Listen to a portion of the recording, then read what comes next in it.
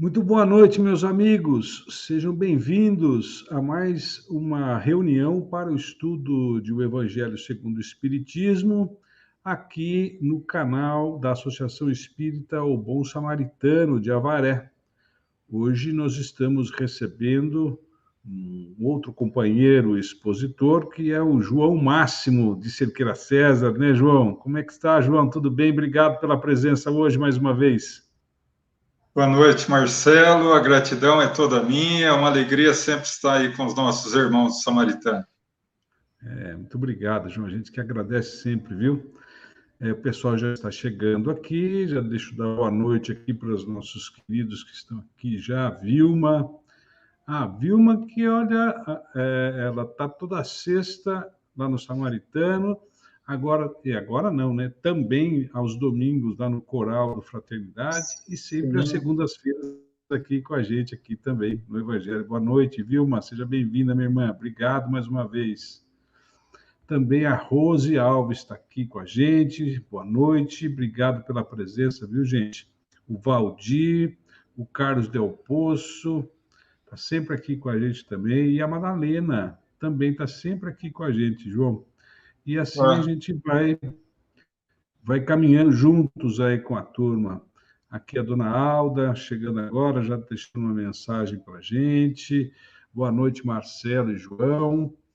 Paz, Deus abençoe nosso Evangelho, que seja a luz nos corações. Amém. Assim seja mesmo, dona Alda. Obrigado mais uma vez pela presença aqui, viu? É sempre bom contar com os amigos aqui nessas reuniões. Né? Boa noite também a Clarice, que está aqui com a gente, sempre também, né, Clarice? Seja bem-vinda. A Márcia está aqui com a gente. O pessoal já está chegando aí, João. Enquanto isso, o pessoal vai chegando, eu quero lembrar os amigos do nosso livrinho de pedidos de oração virtual, que continua funcionando, né? As casas já estão atuando presencialmente novamente, né? Mas, independentemente disso, a caixinha de oração virtual permanece ativa, né?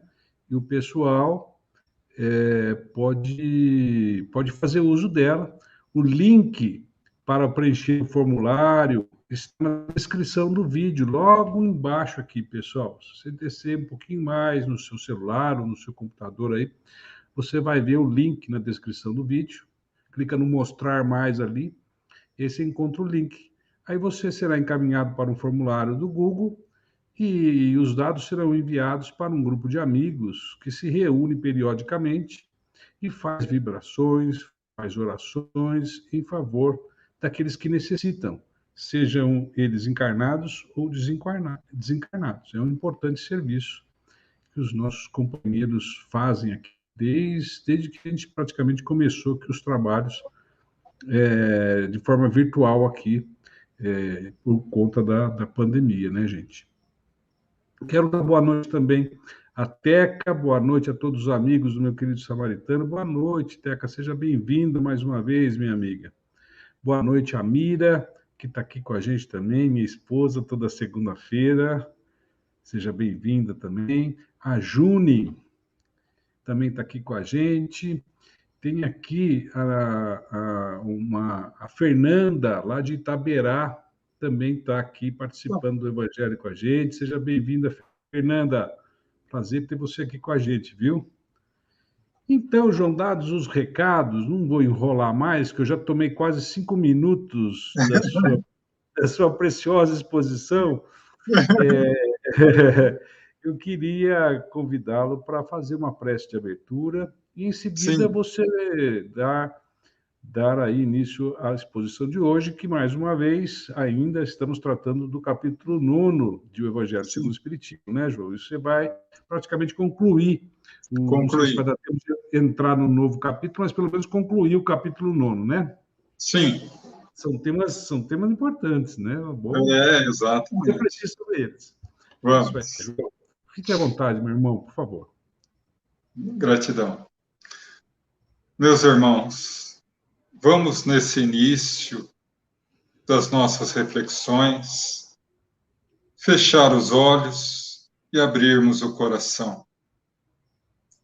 Vamos elevar o pensamento a Deus, a nosso Mestre Jesus, rogando a Ele as bênçãos necessárias para as nossas vidas. Que nesses momentos que estaremos vinculados aos missionários do amor, o nosso coração se encha de paz, nosso espírito se fortaleça com as mensagens de Jesus. E ao sairmos daqui, possamos ser renovados e fortalecidos para continuar caminhando a estrada que Jesus nos confiou. Que assim seja, graças a Deus. Fique à vontade, Bom, meus João. irmãos. Obrigado, Marcelo. Bom, meus irmãos, então coube-me a conclusão do capítulo 9 do Evangelho segundo o Espiritismo. Bem-aventurados os mansos e pacíficos, que vem bem a calhar a essa época em que vivemos, porque quando nos recordamos do Sermão do Monte, Jesus promete que nós herdaríamos a terra, os mansos e pacíficos. E nesse período de transição planetária, em que naturalmente ele se referia à terra renovada, a nova Jerusalém do Apocalipse de João, ou o mundo de regeneração do livro A Gênese, vem bem a calhar essas duas qualidades, essas duas virtudes, a mansuidão e a paz. Mas meus companheiros de estudo já aprofundaram bastante essas duas virtudes e nos coube hoje analisar os dois últimos itens do capítulo referente à instrução dos espíritos. E iniciaremos a nossa reflexão com a mensagem de Lázaro. Sim, o mesmo que teve a oportunidade de ser ressuscitado por Jesus. Aquele que passou por uma doença grave, que segundo as letras do Dr. Bezerra de Menezes, pela mão abençoada de Ivone do Amaral Pereira, chegou a esse ponto de letargia cataléptica devido a um grave e profundo estado de depressão. Esse mesmo espírito que renasce novamente para nos trazer uma virtude muito esquecida por nós. Quando ele analisa a obediência e a resignação. Ou a resignação, muito provavelmente, entre todas as virtudes do espírito, é aquela mais desprezada, aquela mais mal compreendida e, por isso, aquela menos praticada. Nós deveríamos compreender um pouco mais sobre a resignação, uma vez que Jesus foi exemplo vivo de resignação. Mas devido à nossa dificuldade de entender o que é resignação, nós entendemos resignação como uma fraqueza, pelo simples fato de entendê-la como uma virtude passiva, como sinônimo de conformidade, de conformação. E em realidade não é isso. Aquela passagem de Jesus, que deveria ser o maior momento, o maior exemplo de resignação do Mestre, por um erro humano, passou a ser interpretado como o maior momento de fraqueza do Senhor. Quando abrimos o Evangelho de Mateus, no capítulo 26, versículo 39, encontramos Jesus orando no jardim do Getsêmani.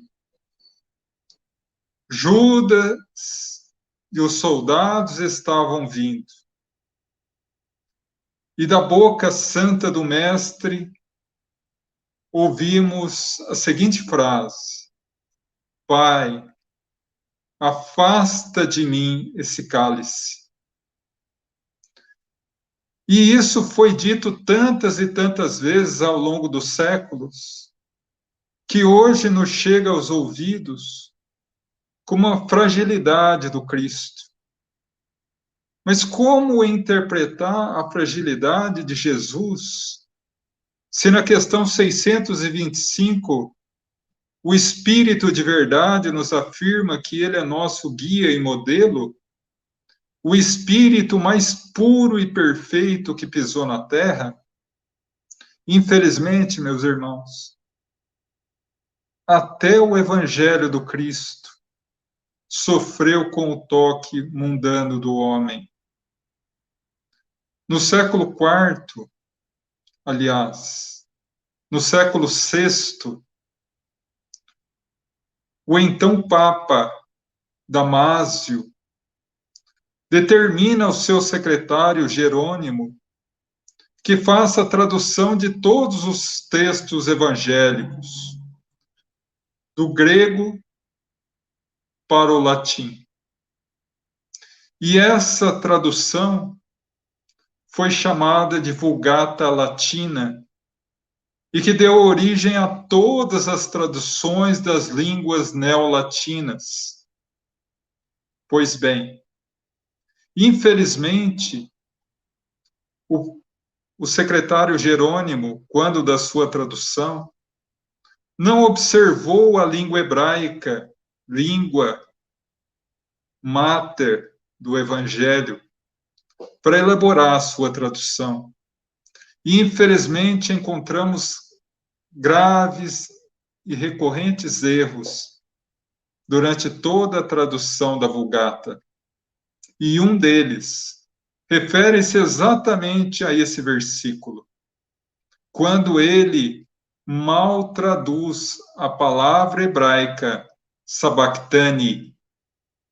Sabachthani significa abandonar. No entanto, a linguagem hebraica é uma linguagem profundamente pobre. E a mesma palavra, muitas vezes, tem vários significados, dependendo da sua colocação na frase, dependendo da forma com que é dita. E se sabachthani, sem acento, é abandonar, sabachthani, com acento, é glorificar. Então, infelizmente, ocorreu esse erro de tradução, pois deveríamos ter no Evangelho de Mateus, no capítulo 26, versículo 39, a seguinte frase: Senhor, glorifica-me com esse cálice. Permita que eu glorifique o seu nome empunhando a cruz com a coragem que o Senhor nos deu. É esse o verdadeiro significado. E esse é aquele significado real da resignação. Não uma virtude passiva, não uma virtude acovardada, não uma virtude conformista. Muitas vezes, detratores da doutrina afirmam que nós espíritas somos acovardados diante da dor e do sofrimento. Nos entregamos à dor e ao sofrimento como ovelhas ao abate, pela ilusão que teríamos a respeito da interpretação da lei de causa e efeito, ou da reencarnação. Mas, diferentemente disso, devemos entender que o espírito Lázaro nos passa uma outra definição de resignação, que passa também pela obediência. Mas aí vocês podem perguntar, o que tem a ver a obediência com a resignação? E o espírito Lázaro nos fala de forma belíssima que a obediência é o consentimento da razão, enquanto a resignação é o consentimento do coração. Ambos consentem, mas só é obediente aquele que, pela razão, compreende. Só é resignado aquele que tem a coragem de sentir e aceitar pelo coração as situações que a vida nos impõe. Mas, da mesma forma, devemos compreender, por exemplo, que num processo de educação, o indivíduo só é obediente realmente quando ele compreende os motivos pelo qual ele não deve fazer determinada ação. Vamos utilizar um exemplo. O artigo 121 do Código Penal. Matar alguém. Eu tenho absoluta certeza que todos nós que estamos aqui hoje não necessitamos na nossa vida que o artigo 121 do Código Penal exista para que nós não matemos alguma pessoa. Mesmo que esse artigo não existisse, nós jamais mataríamos alguém. No entanto, há pessoas que, mesmo tendo esse artigo, matam. Não são obedientes a essa lei, porque ainda não conseguem, pela luz da razão, compreendê-la. Não conseguem ainda, no estágio evolutivo que se encontram, compreender as leis divinas como elas são realmente. Então, a partir daí, se o indivíduo não compreende, ele até pode obedecer, mas obedecer pela imposição da força, obedecer pela imposição da lei, obedecer por medo, obedecer por outros motivos que não seja a compreensão. E aí ele não consente através da razão. Um outro exemplo, a educação dos filhos. Todos nós que somos pais desejamos filhos obedientes. Mas como fazê-lo? Como educar? Simplesmente dizendo não? Ou explicando para o filho o porquê não? Explicando para o filho os perigos da vida. Explicando para o filho de forma que a sua razão, ao longo do tempo e do desenvolvimento intelecto-moral, vá germinando essas sementes de tal modo que quando ele chegue à fase adulta, ele se torne um adulto de bem, um homem e uma mulher obedientes à lei, não porque alguém impõe, mas porque ele compreende os motivos que o levam a ser obediente. Ou como diz Paulo de Tarso, tudo me é lícito, tudo me é permitido, mas nem tudo me convém. Então, se a obediência é o consentimento da razão, a resignação é o consentimento do coração. E para se compreender, para se consentir pelo coração, devemos sentir. E para sentir, é necessário passar também pelo processo de compreensão. Geralmente, o processo evolutivo se dá da seguinte forma: primeiramente vem o desenvolvimento intelectual. depois o moral.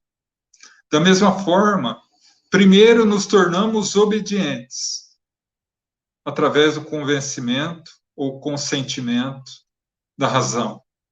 Mas logo após, começamos o processo de convencimento ou consentimento do coração, através também da compreensão.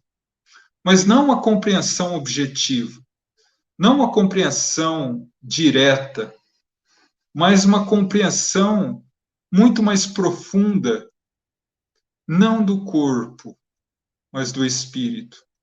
A compreensão de alguns pontos essenciais para que nós possamos levar a vida na Terra. A resignação aparece em 2 momentos do Evangelho. O primeiro é no capítulo 5, quando, em instrução dos Espíritos, o Espírito Irmão José nos fala motivos da resignação. E ali ele nos fala que deveremos ser resignados pelo fato de compreender a nossa condição de imortalidade. Imortalidade. Quando nós falamos em imortalidade, nós somos imediatamente vinculados a algum tipo de super-herói, algum tipo de história de ficção, mas nós somos imortais. Vivemos, como diz André Luiz, séculos sem conta, e teremos diante de nós milênios sem fim. Deveremos compreender que nós estamos estagiando na fase humana há 400 mil anos, desde que o homem erectus, que se converteria mais tarde em Homo de Neandertal, surgiu na Terra. E desde então, estamos vivendo. Se nós fizermos um cálculo matemático muito superficial, encontraremos aproximadamente 10 mil encarnações. O que significa que já tivemos 10 mil encarnações. Já passamos por 10 mil vidas que nos geraram 10 mil, no mínimo, desafios de um plano encarnatório e 10 mil desencarnações. E continuamos vivos, porque quem morre não somos nós. Quem morre é o corpo, e nós não somos o corpo. Esse é o primeiro ponto que se deve compreender para que possamos desenvolver a resignação. E a resignação, ao contrário de ser uma virtude passiva, paralisada, é uma atitude, é uma virtude ativa.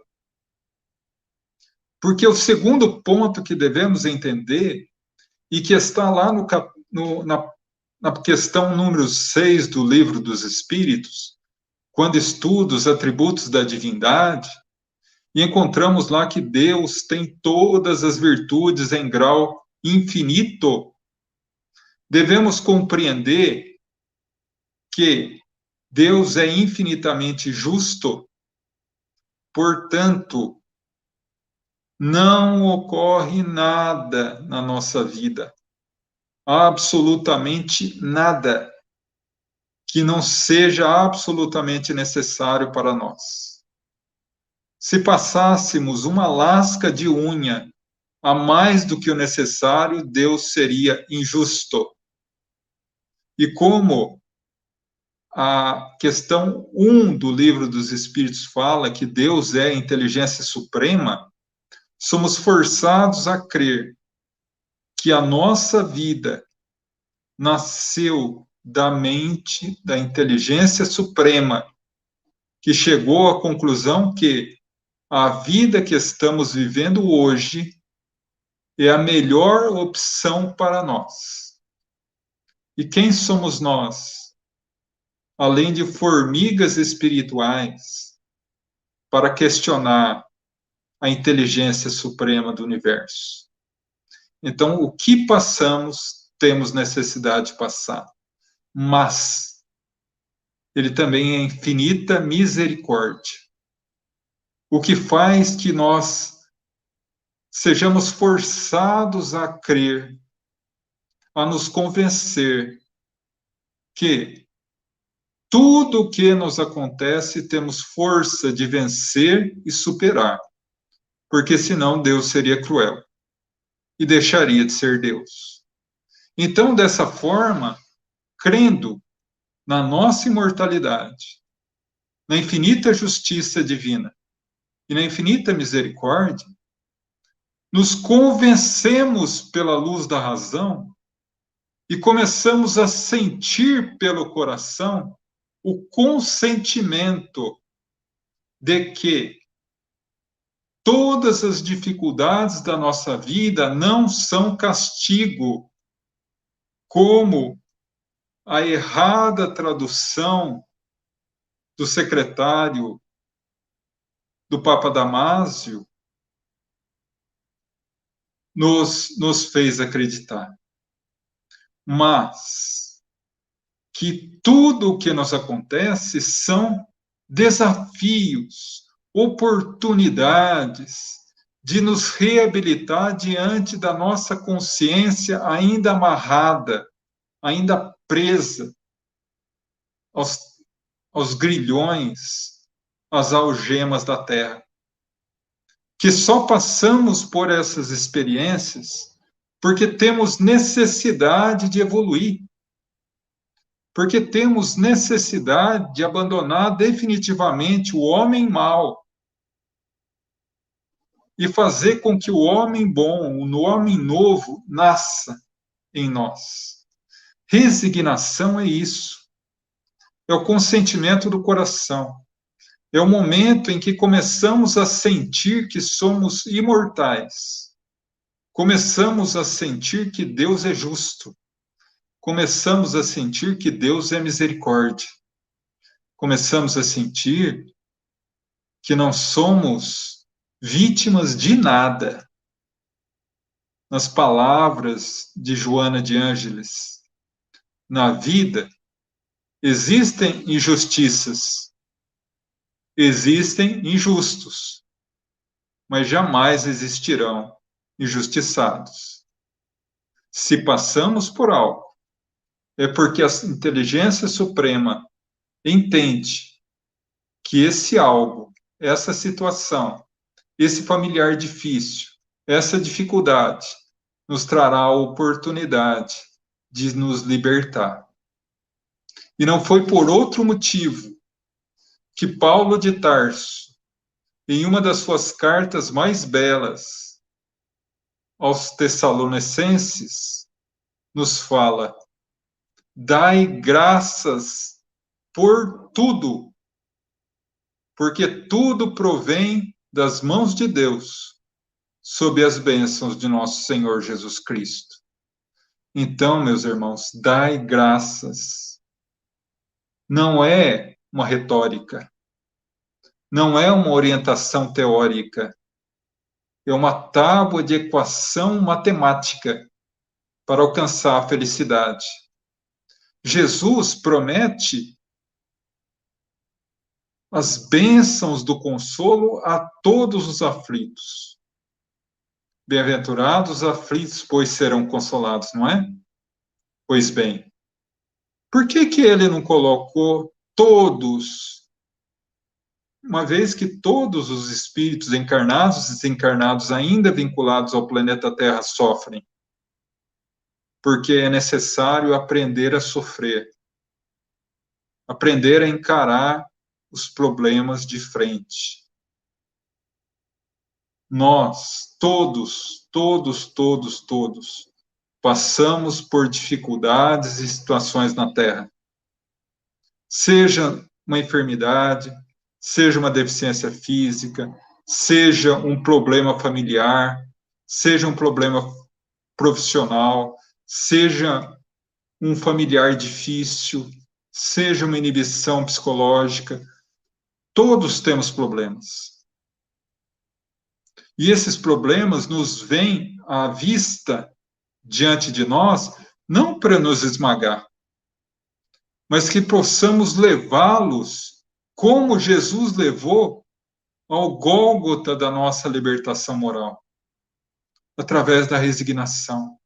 Resignar não é falar, Deus sabe o que faz, Deus faz porque Deus é bom e Deus sabe, Deus está me castigando, coitadinho de mim. Não. Resignar-se é fazer o possível, tudo que está ao nosso alcance, para modificar a dificuldade, a dor, o sofrimento, a inibição, os problemas. Mas quando isso, não obstante os nossos esforços, não mudar, nós termos a consciência de sentir que Deus sabe o que faz. E se mesmo diante dos nossos esforços isso não mudou, é porque nós ainda temos algo a aprender. Não existe uma dificuldade na Terra que não traga consigo uma lição.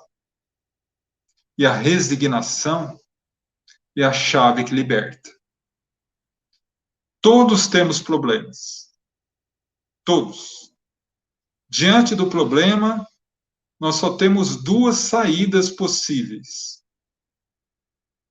lutar com resignação, ou seja, fazer o possível para resolver o problema, e muitas vezes a gente consegue resolver.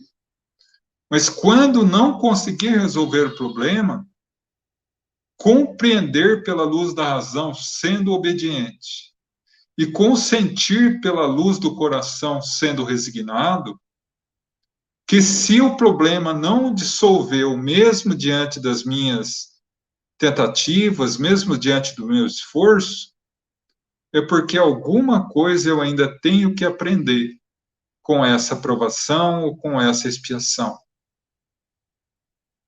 Ou eu passo exatamente pelo mesmo problema, mas revoltado, reclamando. Então, nós podemos passar resignados ou revoltados. Resignados e obedientes, ou reclamando e revoltando-se. O problema é que quando se passa resignado e confiante, obediente, nós encontramos aquilo que Jesus fala, o fardo suave, o jugo leve, que Jesus nos promete. Mas quando passamos pela revolta e pela raiva, pela reclamação, nós estamos desperdiçando essa lição.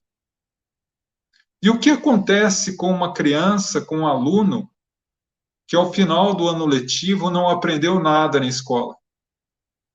Repete o ano. Repete a classe, repete os professores, repete as mesmas lições, até que ele aprenda e passe de ano. A vida é assim. Se vem uma dificuldade, um problema, e eu passo por ele, porque eu vou passar. Se o problema é meu, não tem outro para passar por mim.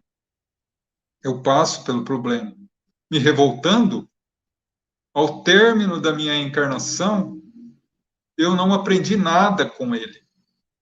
O que acontece? Eu fico de DP, como se diz na universidade. Eu pego dependência. Eu sigo o meu caminho. Mas trago para uma próxima existência a mesma experiência. De novo, e de novo, e de novo, até que eu aprenda a consentir pela razão, através da obediência. Consentir pelo coração, através da resignação. Então, meus irmãos, não é conformismo, é lutar, mas trazer na mente, no coração, a consciência de que tenhamos força de mudar aquilo que é possível ser mudado. Resignação, para aceitar aquilo que não pode ser mudado. E sabedoria, para distinguir uma da outra. Então, quando falamos em obediência e resignação, são chaves para a nossa própria libertação. Porque se não fosse assim, a lei do progresso seria falha. Como alguém que passa por uma experiência e não aprende nada pode simplesmente deixar essa experiência para trás e seguir adiante? É como um aluno que não passou em nada, partir para outra série ou para outro ano na faculdade e não ter aprendido nada do ano anterior.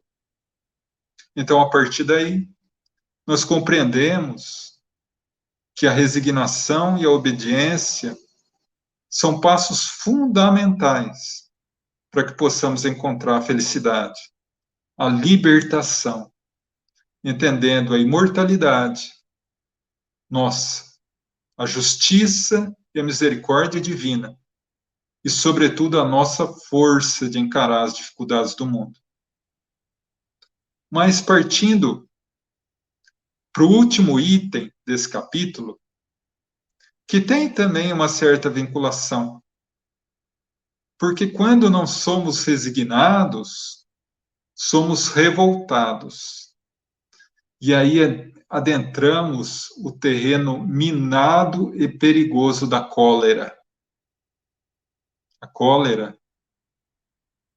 E o que é a cólera? A cólera é a raiva. É um momento de descontrole. É um momento em que abandonamos, abdicamos da nossa condição humana e retornamos à nossa condição animal.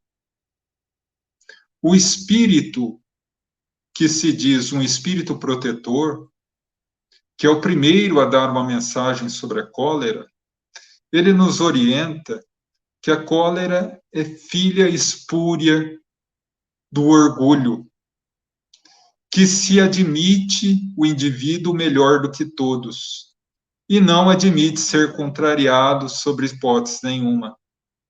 E quando é contrariado, se encolera, se enraivece, briga, discute, xinga, fala alto, ou seja, sai da condição de lucidez e razão e se entrega à violência animal.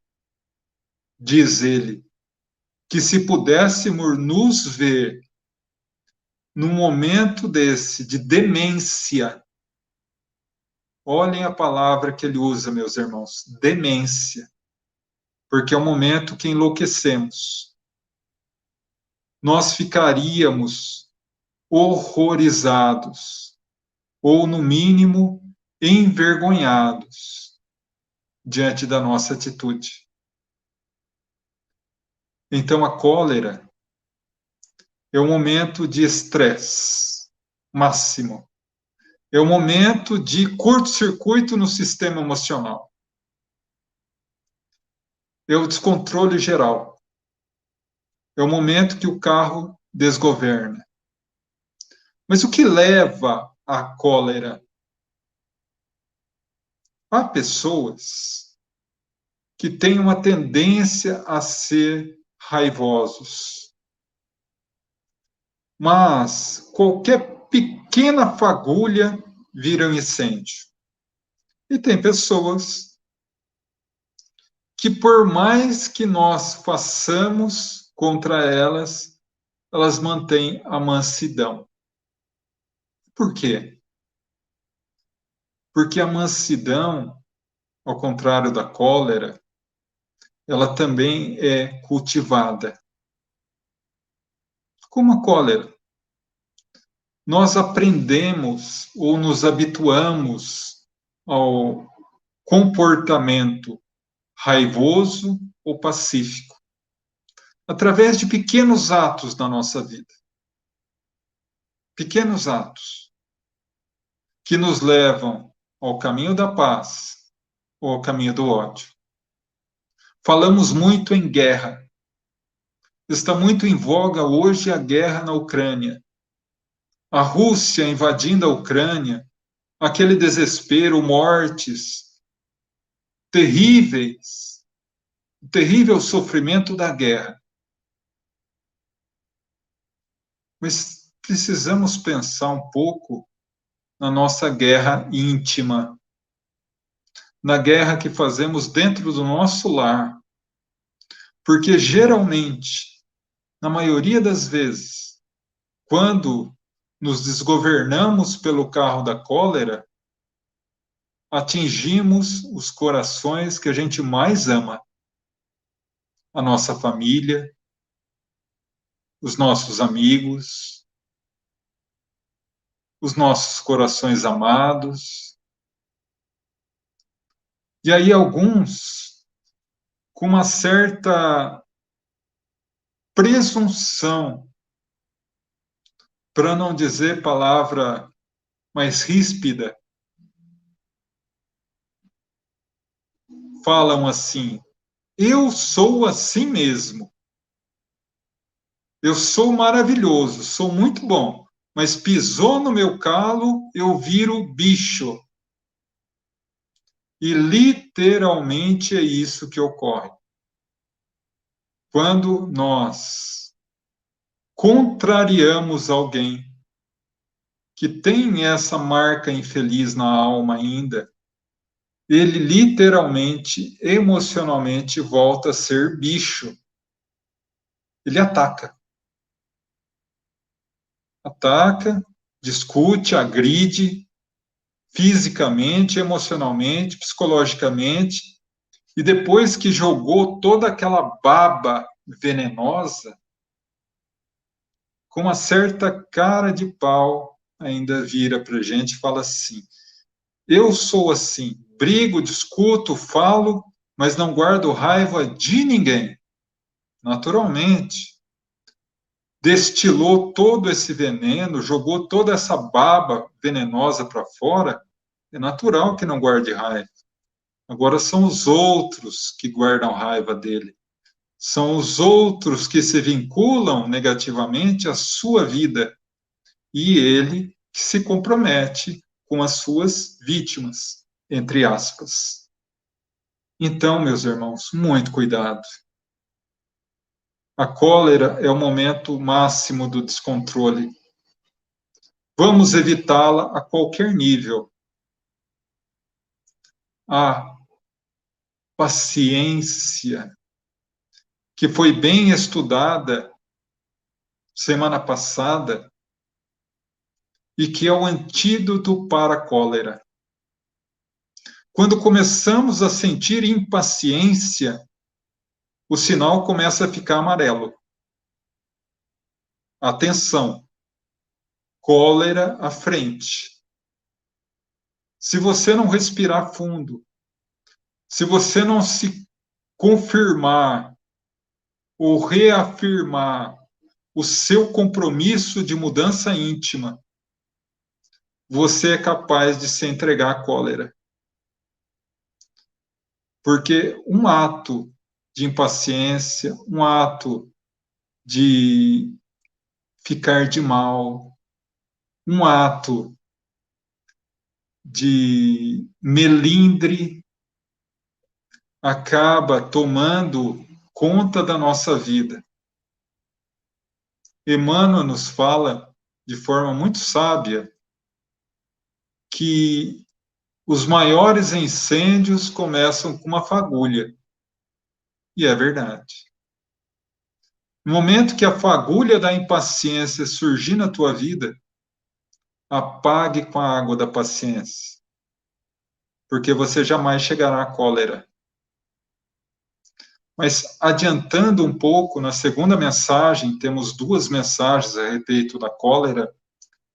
Hahnemann vem nos falar o seguinte, que muitos dizem que é impossível mudar um caráter. Ou, nas palavras de hoje, pau que nasce torto, morre torto. Mas na doutrina espírita não existe esse termo. nós sabemos que todos somos espíritos imortais e que podemos modificar, seja de forma mais branda, através da educação na primeira infância, na adolescência, pelos pais, que vão plantando em nosso coração as sementes do amor, do respeito, da obediência, da resignação, da fé, do conhecimento em Deus. Ou a vida nos ensina, através de experiências muito mais dolorosas, a importância e o valor do amor, do respeito, da gratidão. Então, há mudança, porque diz ele que o homem muitas vezes põe a culpa no temperamento colérico ao corpo físico. Não, eu tenho uma predisposição para ser assim. Ou pior, nós geralmente falamos assim, né? Ah, eu sou assim mesmo, mas você sabe, né? Eu sou humano e errar é humano. Só que tem um problema nisso, né? Se errar fosse humano, eu erro porque eu sou humano. Portanto, Deus que me fez humano, que errou. E a inteligência suprema jamais pode errar. Então, o ditado original, o correto, não é errar é humano. É eu ainda erro. Por isso sou humano. Eu ainda sou humano porque eu erro. Porque quando eu parar de errar, eu saio da condição humana e adentro a condição angelical. Então, dessa forma, meus irmãos, a cólera não é fisiológica. A cólera não é do corpo, não é da condição física, porque continua Hahnemann. Um indivíduo forte, guerreiro, como ele coloca nos termos, pode ter um espírito manso, tranquilo. E uma pessoa fraca corporalmente pode ser extremamente violento, delegando ao final da sua mensagem um puxão de orelha para nós, que todos nós podemos mudar o mal em nós. Todos. Só não muda quem não quer mudar. Que esse é o grande problema do nosso processo evolutivo. Querer mudar. Eu me percebo colérico enquanto eu não admitir que eu sou doente, que eu tenho esse problema dessa doença moral da cólera, eu não mudo. É como o alcoólatra. Enquanto ele não admitir que é um doente alcoólatra, ele não muda, ele não para. Enquanto eu não admitir a minha fraqueza moral da cólera, eu não mudo. E assim qualquer outra fraqueza moral. Mas quando eu admito, eu sou colérico, eu sou impaciente, aí eu dou o primeiro passo para a cura. Porque quando vir uma pessoa ou uma situação na minha vida que me incite a impaciência e a cólera, eu vou me recordar. Eu tenho esse problema, mas eu quero mudar. Eu vou mudar. Porque diz o Espírito Hahnemann, a força da vontade é capaz de verdadeiros milagres. E através dessa vontade, nós conseguimos mudar. Mas a grande maioria das pessoas, diz ele, não quer mudar. Por quê? Porque gostam de ser como são. Então, meus irmãos, a cólera é um apagão moral. Vamos colocar assim. É um curto-circuito no nosso sistema emocional. É o momento em que a razão sai e fala para o animal em nós. o instinto em nós. Vai e faz o que quiser. E aí o espírito protetor, na primeira mensagem sobre a cólera, ainda fala: imagina o estrago que podemos fazer. Imagina se no momento de cólera nós cometemos um ato que vai nos acompanhar com remorso para o resto da vida física. E não é raro. As penitenciárias estão cheias de casos assim. Ah, João, mas eu não sou um criminoso. Eu não sou um descontrolado. E eu me lembro de uma pergunta que Chico Xavier fez a Emmanuel. Emmanuel, qual a definição espiritual para criminoso? O que é criminoso? E Emmanuel responde de uma forma assustadora para nós todos. Criminoso, Chico, é qualquer um de nós que foi descoberto. Que ninguém sabe o lado escuro que ainda carrega no coração. Então vamos nos esforçar por encontrar os sinais de alerta que nos levariam à cólera, apagar esses focos com a água abençoada da paciência, da oração, que possamos desenvolver em nós o consentimento da razão, nos tornando obedientes não às pessoas somente, porque nós temos a tendência de achar que quando somos obedientes a alguém, nós estamos sendo rebaixados. Não é isso. Ser obediente à lei divina. Aquele que fizer algo por um desses meus pequenos, a mim estará fazendo. Qual a maior caridade do que a compreensão da situação espiritual do outro?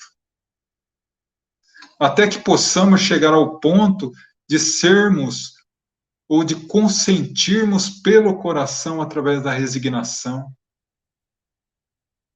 nos tornando verdadeiros homens e mulheres de bem. Definição do homem de bem, Evangelho segundo o Espiritismo. Aquele que põe toda a sua fé na vontade de Deus. Se esse problema, se esse parente difícil está no meu caminho, é porque eu necessito dele em meu caminho. E porque ele traz consigo uma grande e valiosa lição. Se eu não for resignado, se eu não for obediente à lei divina, eu fracassarei e retornarei quantas vezes forem necessárias com o mesmo problema, a mesma natureza do problema, para que eu possa vencê-lo. Já vencemos ao longo desses 400 mil anos muitos problemas. Situações negativas na nossa vida, hoje,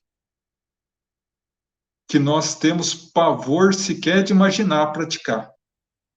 É porque no passado nós sofremos e choramos muito para reverter essa situação. E hoje já foi impregnado em nós. Vamos continuar essa caminhada, meus irmãos. Praticando a resignação, praticando a obediência, fugindo à cólera, para que possamos nos tornar verdadeiros servos do Cristo. Que Deus abençoe a cada um de vocês que está aqui conosco, nos concedendo essa bênção e essa honra. Muito bem, João, que maravilha, não? Quanta reflexão isso gera para todos nós, né? Como ainda temos que evoluir para nos livrarmos dessas amarras que nos prendem à humanidade, né? Sim, exatamente, exatamente. Como você disse, nós não passamos de formigas, né? Exato, exato. Não é? Estamos ainda muito no início. João, vamos agradecer aqui, pessoal, nosso tempo já está se esgotando hoje, a todas as pessoas aí que participaram, estão conosco aqui desde o início ou passaram por aqui ao longo dessa nossa reunião, desse nosso encontro com o Evangelho. Hoje a nossa reunião, além daqui do canal do Samaritano, também é transmitida pela Rede Amigo Espírita e pela Web Rádio Fraternidade. Tá, ok? Então, muito obrigado a todos vocês que participaram.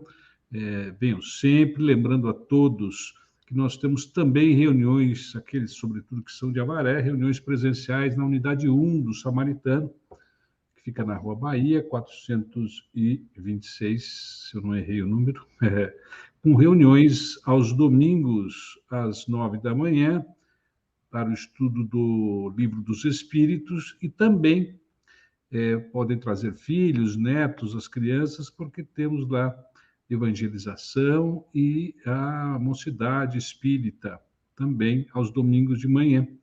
Na segunda-feira, aqueles que tiverem condições, há estudo do Evangelho presencial às 16h30, lá na unidade 1 também, sempre na unidade 1.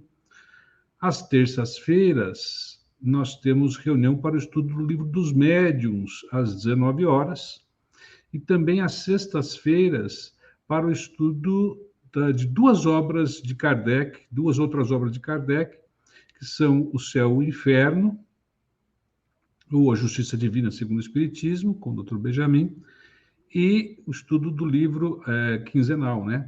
Cada semana um, estudo do livro A Gênese, os Milagres e as Predições segundo o Espiritismo, tá? Então, quem estiver disposto e tiver condições, compareça lá na unidade 1 do Samaritano, que também temos reuniões presenciais. As reuniões virtuais continuam aqui, como vocês estão percebendo, às 19 horas toda segunda-feira, para o estudo do Evangelho. E aqui nós temos uma equipe de expositores de alto gabarito, como vocês podem ver aqui, do nosso querido João Máximo, né? Temos aqui 9 expositores que se revezam. E às quintas-feiras temos estudo das obras do André Luiz, às 19 horas também, aqui no canal do Samaritano, também com transmissão pela Rede Amigo Espírita e pela Web Rádio Fraternidade. Queridos, tem alguns comentários aqui, João. Vamos lá, Clarice, aqui exteriorizando aqui a sua gratidão. Também a Maria Valdiva está aqui agradecendo a você, João. Parabéns ao palestrante, ótimo assunto, muito esclarecedora. Olha Eu que legal. agradeço, minha irmã. Temos aqui também a Alda, mais uma vez aqui se manifestando. Gratidão, João, pelo lindo evangelho. Deus abençoe. Gratidão, dona Alda. Que bom. Então, João, para encerrarmos essa nossa reunião, queria pedir a você que, mais uma vez, nos faça a prece para encerrarmos a nossa reunião de hoje. Vamos. Vamos novamente fechar os nossos olhos. Agora que a espiritualidade superior nos envolveu nesse encontro tão luminoso, rogamos a nosso Mestre, ao nosso querido irmão Jesus, que nos fortaleça o propósito de sermos melhores. Nos abençoa com a fé necessária, não só em Ti, Mestre, mas a fé que somos capazes de mudar. A fé de que somos filhos de Deus e que nada nos acontece sem que seja para o nosso próprio benefício, pois só assim alcançaremos as pegadas luminosas que o Cristo nos deixou, para que possamos encontrar já na terra a felicidade que Ele nos prometeu. Que assim seja, graças a Deus. Graças a Deus. João, eu estava me esquecendo de 2 comentários que eu acho oportuno fazer, Pois não. diante de tudo que você falou, que eu acho legal. Estava esquecendo, estou terminando aqui, esqueci de falar. O Hahnemann, que dá essa instrução aí, é o Hahnemann, que é o pai da homeopatia, não é? Sim, exato, exatamente. É, O pai da homeopatia. exatamente. E uma outra coisa interessante, uma outra coisa interessante que me chamou a atenção estudando esse tema, e depois que eu comecei a estudar psicologia também, é que mesmo aquelas situações em que a raiva ela pode ser decorrência de problemas com neurotransmissores, questões neurológicas, mesmo assim nós temos que considerar 2 pontos, João, para dizer que Hahnemann, né, e a espiritualidade sempre tem razão, eles estão à frente de nós, não podemos esquecer isso. Primeiro, que mesmo essas situações de problemas neurológicos que podem dar acessos de raiva, essas situações que nós temos, né, biologicamente, mas elas vêm conosco devido aos nossos erros pretéritos. Né? A gente traz essas manchas no nosso espírito, né, João? Se a gente for... Pode falar. Se a gente for compreender o perispírito como modelo organizador biológico, que é o responsável pela formação do corpo, com toda certeza essa deficiência neurológica vem daí, né? E ainda assim, há tratamento, há a possibilidade do indivíduo controlar essa raiva. Mas ele tem que querer, né, João? Ele tem que estar disposto a isso, que nem você falou do alcoolismo. Né? É uma doença também, mas se a pessoa não se decidir a enfrentar o vício, enfrentar a doença, ela não vai conseguir. Ela tem que primeiro querer. Né? O primeiro passo dela é querer. É isso aí. Então, não tem desculpa, né, João? Não, porque como diria a Gabriela, eu nasci assim, eu cresci assim, né? Eu sou mesmo assim, você sempre assim. Não tem desculpa. Se a pessoa estiver disposta, tem um monte de profissionais aí para ajudar, muita gente para ajudar, e a pessoa pode vencer mesmo a cólera, mesmo essas situações que afligem a vida da pessoa, né? E tornam o cotidiano dela com as pessoas com as quais ela convive difícil, né? Que os profissionais de saúde, as eventuais medicações estão aí também para isso, para ajudar. Exatamente. E hoje nós temos aí uma série de possibilidades aí de tratamento. Né? Então, não tem desculpa, viu, João? É verdade. Não tem a espiritualidade está certa, não tem essa, não. Gente, tem um comentário da Lourdes aqui, então, antes da gente encerrar também. A paciência é um remédio poderoso, pois tem o poder de acalmar a irritação, a ansiedade, o azedume, conforme ela faz essa citação aqui do João Carlos de Luca. É isso aí mesmo. Obrigado, Lourdes. Obrigado pela presença, querida. Gente, nós vamos, então, encerrando essa nossa reunião de hoje, rogando a Deus que todos tenham uma segunda-feira, aí, um final de noite de paz, muita tranquilidade, muita disposição e uma semana cheia de alegrias, de bênçãos, de novos desafios. E nos encontramos aqui na próxima segunda-feira, sempre às 19 horas, com um dos nossos convidados. Muito obrigado, João. Muito obrigado, gente. Fique com Deus. Eu agradeço, Marcelo, irmãos. Gratidão por tudo. Um abraço, pessoal.